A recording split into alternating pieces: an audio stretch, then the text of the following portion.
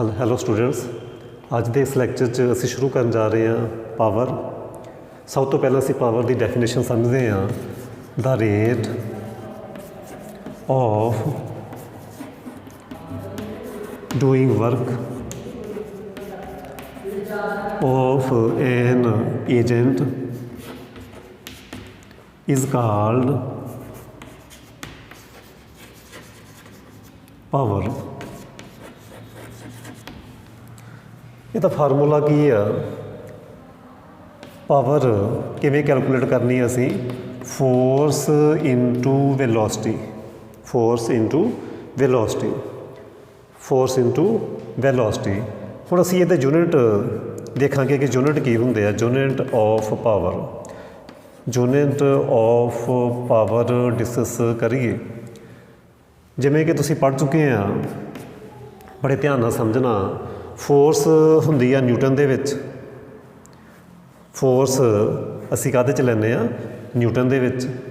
Velocity ਅਸੀਂ ਲੈਂਦੇ ਹਾਂ ਮੀਟਰ ਪਰ ਸੈਕਿੰਡ ਦੇ ਵਿੱਚ। ਤਾਂ ਇਸ Newton metre per second, Newton metre ਜਦੋਂ ਅਸੀਂ ਵਰਕ ਡਨ ਕੀਤਾ ਸੀ, ਵਰਕ ਡਨ ਦਾ ਫਾਰਮੂਲਾ ਸੀ ਸਾਡੇ ਕੋਲ ਫੋਰਸ ਇੰਟੂ ਡਿਸਪਲੇਸਮੈਂਟ। ਉਹਦੇ ਯੂਨਿਟ ਕੀ ਸੀ? ਉਹਦੇ ਯੂਨਿਟ ਸੀ ਫੋਰਸ ਸਾਡਾ ਸੀ ਨਿਊਟਨ 'ਚ, ਡਿਸਟੈਂਸ ਸੀ ਸਾਡਾ ਮੀਟਰਾਂ 'ਚ, ਅਤੇ ਉਹਨੂੰ ਅਸੀਂ ਜੂਲ ਵੀ ਕਹਿੰਦੇ ਸੀ ਨਾਲ, ਜੂਲ। ਇਸ ਕਰਕੇ ਅਸੀਂ ਇੱਥੇ ਨਿਊਟਨ ਮੀਟਰ ਹੋ ਗਿਆ, ਜੂਲ ਪਰ ਸੈਕਿੰਡ ਇਹਦੇ ਯੂਨਿਟ ਵੀ ਲੈ ਸਕਦੇ ਹਾਂ। ਠੀਕ ਹੈ ਜੀ। Force Newton, velocity metre per second, Newton metre joule per second. ਇਹ ਵੀ ਅਸੀਂ ਯੂਨਿਟ ਕਹਿ ਸਕਦੇ ਹਾਂ, ਜਾਂ ਅਸੀਂ ਇਹ ਕਹਿ ਸਕਦੇ ਹਾਂ ਇਹ ਹੁੰਦਾ ਵਾਟ। ਠੀਕ ਹੈ ਜੀ। ਪਾਵਰ ਦਾ ਯੂਨਿਟ ਕੀ ਆ? ਵਾਟ। ਪਾਵਰ ਦਾ ਯੂਨਿਟ ਕੀ ਆ? ਵਾਟ। ਇਹ ਤੁਸੀਂ ਆਪਣੇ ਮਾਈਂਡ 'ਚ ਇਹ ਚੀਜ਼ ਨੂੰ ਰੱਖਣਾ। ਉਸ ਤੋਂ ਬਾਅਦ 746 ਜਦੋਂ ਵਾਟ ਹੋ ਜਾਂਦੀ ਹੈ ਨਾ, 746 watt is equal to 1 horse power.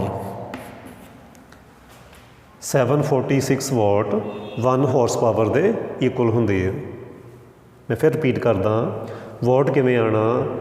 ਜਦੋਂ ਸਾਡੇ ਕੋਲ 1 Joule work in 1 second, then watt, 1 watt of power, and 746 watt is equal to 1 horsepower। ਅਤੇ ਇੱਕ ਸਾਡੇ ਕੋਲ ਰਿਲੇਸ਼ਨ ਵੀ ਆ, ਚਲੋ ਉਹ ਇੱਥੇ ਚਲੋ ਆਪਾਂ ਨਹੀਂ ਡਿਸਕਸ ਕਰਾਂਗੇ। ਅਸੀਂ ਅਰਗ 'ਚ ਵੀ ਵੈਸੇ ਜਿੱਦਾਂ ਅਸੀਂ ਜੂਲ ਸੈਕਿੰਡ 'ਚ ਲੈ ਸਕਦੇ ਹਾਂ, ਇੱਦਾਂ ਅਸੀਂ ਚਲੋ ਉਹ ਆਪਾਂ ਇੱਥੇ ਨਹੀਂ ਡਿਸਕਸ ਕਰਦੇ, ਹੋਰ ਯੂਨਿਟ ਵੀ ਡਿਸਕਸ ਕਰਾਂਗੇ, ਬਟ ਸਾਡੇ ਲਈ ਇੰਨਾ ਹਜੇ ਸਫੀਸ਼ੈਂਟ ਆ। ਹੁਣ ਅਸੀਂ ਕਰਾਂਗੇ ਫਸਟ ਕੁਐਸਚਨ ਐਕਸਰਸਾਈਜ਼ ਦਾ। ਅਸੀਂ ਹੁਣ ਫਸਟ ਕੁਐਸਚਨ 'ਤੇ ਆਵਾਂਗੇ, which is very simple question, which is very simple question.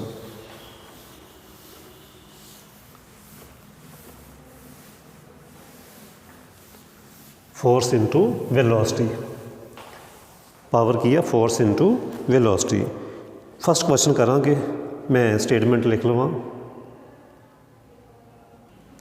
ਹਾਂਜੀ ਸਟੂਡੈਂਟਸ, ਹੁਣ ਅਸੀਂ ਕਰਨ ਜਾ ਰਹੇ ਹਾਂ ਫਸਟ ਕੁਐਸਚਨ। ਫਸਟ ਕੁਐਸਚਨ ਦੀ ਸਟੇਟਮੈਂਟ ਸਮਝ ਲਓ। ਸਟੇਟਮੈਂਟ ਮੈਂ ਲਿਖ ਚੁੱਕਿਆ ਪਹਿਲੇ। Engine of a jet plane develop thrust of 2000 kg।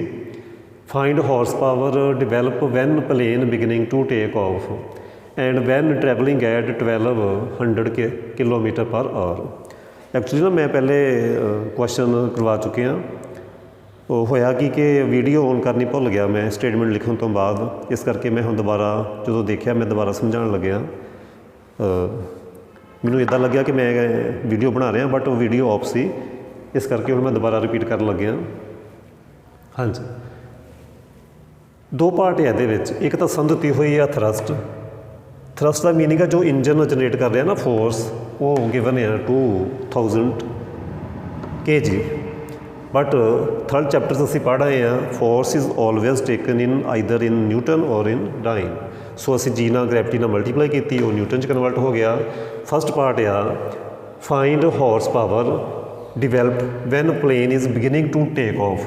ਕਹਿੰਦੇ ਜਸਟ ਟੇਕ ਆਫ ਕਰਨਾ, ਹਜੇ ਚੱਲੇ ਨਹੀਂ, ਟੇਕ ਆਫ ਕਰਨਾ, ਆਫ ਆ ਹਜੇ, ਟੇਕ ਆਫ ਕਰਨਾ।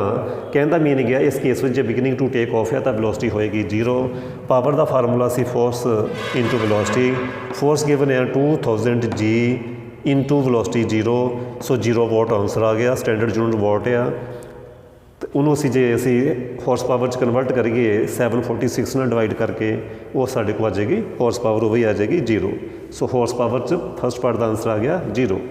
ਸੈਕੰਡ ਪਾਰਟ 'ਚ ਉਹਨਾਂ ਨੇ ਇਹ ਕਿਹਾ ਕਿ ਵੈਨ ਟਰੈਵਲਿੰਗ ਐਟ 1200 ਕਿਲੋਮੀਟਰ ਪਰ ਆਰ, 1200 ਕਿਲੋਮੀਟਰ ਪਰ ਆਰ ਅਸੀਂ ਸਟੈਂਡਰਡ ਯੂਨਿਟ 'ਚ ਕਨਵਰਟ ਕਰਾਂਗੇ। ਪਹਿਲੇ ਇਹਨੂੰ ਮੀਟਰ ਪਰ ਸੈਕਿੰਡ 'ਚ ਕਨਵਰਟ ਕੀਤਾ, ਉਹ ਤੁਹਾਨੂੰ ਕਰਨਾ ਆਉਂਦਾ। ਕੈਂਸਲਿੰਗ ਕਰਨ ਤੋਂ ਬਾਅਦ 1000/3 ਮੀਟਰ ਪਰ ਸੈਕਿੰਡ ਆ ਗਈ ਵੈਲੋਸਿਟੀ। ਫੋਰਸ ਅਸੀਂ ਪਹਿਲੇ ਲਿਖ ਚੁੱਕੇ ਹਾਂ ਉੱਪਰ, ਸੋ ਪਾਵਰ ਆ ਗਈ force into velocity, force into velocity. ਇਹਨੂੰ ਤੁਸੀਂ ਸਿੰਪਲੀਫਾਈ ਕਰਨਾ, ਮਲਟੀਪਲਾਈ ਕਰਕੇ ਦੇਖਿਓ ਕਿ ਆਨਸਰ ਕਿੰਨਾ ਆਉਂਦਾ। ਮੈਂ ਜਸਟ ਹੁਣ ਤੁਹਾਨੂੰ ਮੈਂ ਕਰ ਹੀ ਦਿੰਦਾ ਮਲਟੀਪਲਾਈ ਕਿ ਕਿੰਨਾ ਆਨਸਰ ਆਏਗਾ ਇਸ ਕੁਐਸਚਨ ਦਾ।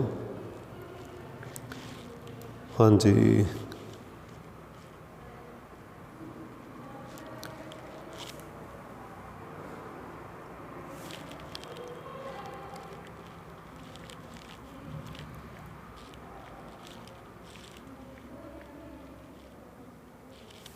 into 9.8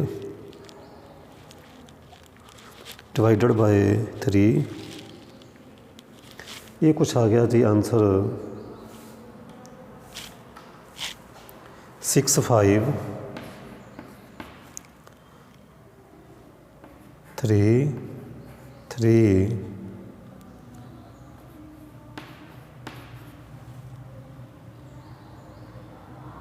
.333 ਕੁਛ ਇੱਦਾਂ ਆ ਰਿਹਾ ਐਂਡ ਸੋ ਔਨ। ਇਹਨੂੰ ਫਰਦਰ ਇਹ ਅੱਗੇ ਸਾਡੇ ਵਾਟ ਵਿੱਚ, ਇਹਨੂੰ ਅਸੀਂ ਡਿਵਾਈਡ ਕਰਾਂਗੇ 746 ਦੇ ਨਾਲ। 746 ਨਾਲ ਜਦੋਂ ਡਿਵਾਈਡ ਕਰੋਗੇ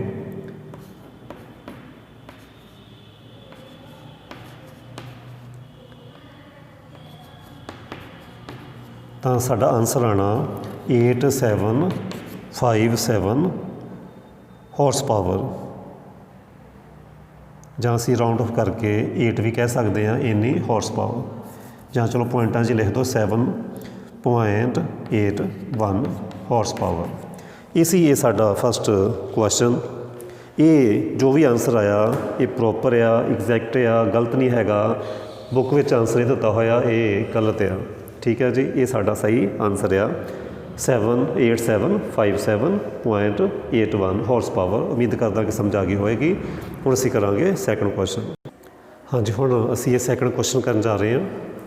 ਬਹੁਤ ਛੋਟਾ ਜਿਹਾ ਕੁਐਸਚਨ ਆ। Water flows over a waterfall of height 100 metre at the rate 263 metre cube per second. Estimate total power of waterfall. Power find ਕਰਨੀ ਅਸੀਂ ਵਾਟਰਫਾਲ ਦੀ। ਗਿਵਨ ਆ ਰੇਟ, ਕਿਸ ਰੇਟ ਵਿੱਚ ਆ 263, ਵਾਟਰ ਫਲੋ ਕਰ ਰਿਹਾ ਕਿਸ ਰੇਟ ਵਿੱਚ 263 ਮੀਟਰ ਕਿਊਬ ਪਰ ਸੈਕਿੰਡ। ਇੱਕ ਤਾਂ ਪਾਵਰ ਦੀ ਅਸੀਂ ਡੈਫੀਨੇਸ਼ਨ ਦੱਸ ਚੁੱਕੇ ਹਾਂ, ਫੋਰਸ ਇਨਟੂ ਵੈਲੋਸਿਟੀ, ਇਹ ਪਾਵਰ ਆ। ਇੱਕ ਹੋਰ ਪਾਵਰ ਦੀ ਡੈਫੀਨੇਸ਼ਨ ਆ, ਉਹ ਕੀ ਆ, 1 ਸੈਕਿੰਡ 'ਚ ਕੀਤੇ ਗਏ ਵਰਕ ਨੂੰ ਪਾਵਰ ਕੀ ਹੈ। ਪਾਵਰ ਦੀ ਦੂਸਰੀ ਡੈਫੀਨੇਸ਼ਨ ਕੀ ਆ, ਵਰਕ ਡਨ ਇਨ 1 ਸੈਕਿੰਡ। 1 ਸੈਕਿੰਡ 'ਚ ਕੀਤੇ ਗਏ ਵਰਕ ਨੂੰ ਅਸੀਂ ਕੀ ਕਹਿੰਦੇ ਆ, ਪਾਵਰ। ਇੱਕ ਤਾਂ ਫੋਰਸ ਇਨਟੂ ਵੈਲੋਸਿਟੀ ਹੋ ਗਿਆ, ਦੂਸਰੀ definition work done in 1 second is called power. ਉਹ ਅਸੀਂ ਕਨਸੈਪਟ ਯੂਜ਼ ਕਰਨਾ ਕਿਉਂਕਿ ਪਰ ਸੈਕਿੰਡ ਸਾਨੂੰ ਗਿਵਨ ਆ ਜਿਹੜਾ ਫਲੋ ਕਰ ਰਿਹਾ ਰੇਟ। ਤਾਂ ਕੀ ਗਿਵਨ ਆ ਸਾਨੂੰ, ਸਭ ਤੋਂ ਪਹਿਲਾਂ ਜਿਹੜਾ ਵਾਟਰਫਾਲ ਗਿਵਨ ਆ, ਮਾਸ ਗਿਵਨ ਆ, ਮਾਸ ਆਫ ਵਾਟਰਫਾਲ ਇਨ 1 ਸੈਕਿੰਡ। ਮੈਂ 1 ਸੈਕਿੰਡ ਕਿਉਂ ਲਿਖਿਆ, 263 ਮੀਟਰ ਕਿਊਬ ਗਿਵਨ ਆ ਕਿਉਂਕਿ ਉਹਨਾਂ ਲਿਖਿਆ ਸੀ ਨਾ ਪਰ ਸੈਕਿੰਡ। ਪਰ ਸੈਕਿੰਡ ਦਾ ਮੀਨਿੰਗ ਆ 1 ਸੈਕਿੰਡ 'ਚ। ਸੋ ਮਾਸ ਕਿੰਨਾ ਹੋ ਗਿਆ, ਮਾਸ ਆਫ ਵਾਟਰਫਾਲ ਇਨ 1 ਸੈਕਿੰਡ ਹੋ ਗਿਆ 263 ਮੀਟਰ ਕਿਊਬ। फिर मीटर क्यूब की चीज़ आ वो भी मैंशन किया स्टेटमेंट विच कि 1 मीटर क्यूब 10⁻³ kg के इक्वल आ। सो ये हो गया 263 इंटू 10⁻³ ये हो गया हुण कन्वर्ट kg च असी इनू कन्वर्ट कर दिता, ये हो गया kg च कन्वर्ट।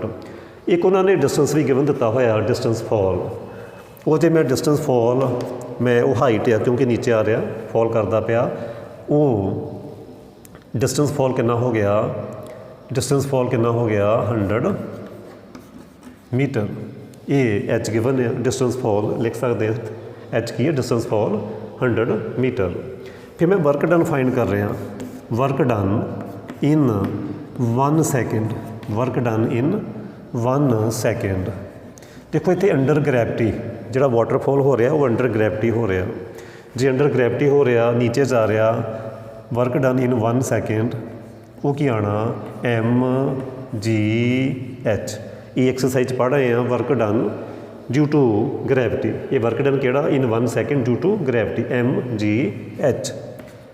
हाँ जी, तो m की वैल्यू आ मेरे को 263 इंटू 1000 इंटू h इज़ 100।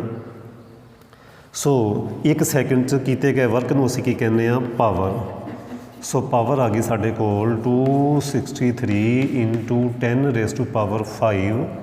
ये काहदे च आंसर आना, ये आना वॉट विच,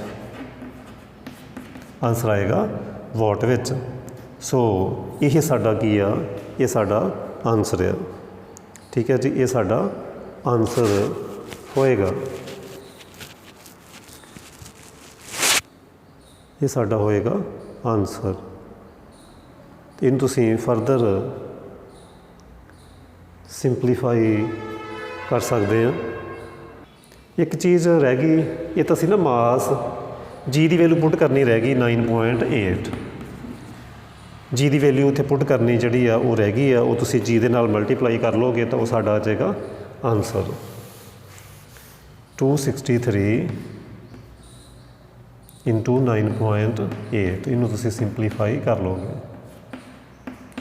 तो वो साडा आ जाना आंसर आ जाएगा।